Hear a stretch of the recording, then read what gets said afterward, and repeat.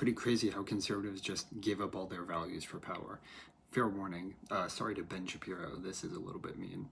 So I used to have substantial respect for the Ben Shapiros of the world. I felt like he gave at least a principled conservative worldview backed by consistent ideals. Ideals I sometimes agreed with, particularly the importance of incrementalism in reform and change. I'm a capitalist, I believe in gun rights. I long felt that the far lefties of the world often seek to break institutions down and then completely replace them without much caution or thought put into how structures have to work in the real world.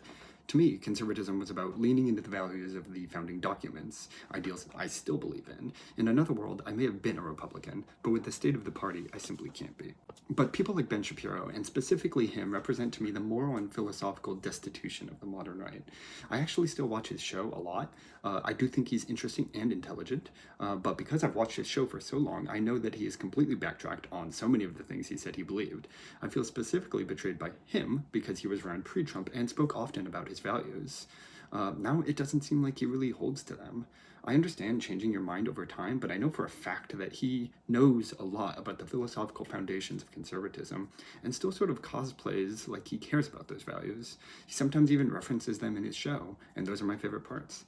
I do love that he talked to people like George Will, someone who influenced me profoundly. He points to things like the Madisonian persuasion, informed by John Locke and others. But it's become clear that he may talk about the Constitution or conservatism, but he's not living out those values in any meaningful way.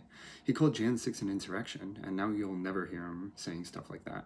He believed that working within the system to encourage conservative reform was the way to go. Trump is both working outside the system, with people like Elon Musk, and pushing reforms that are not even remotely conservative.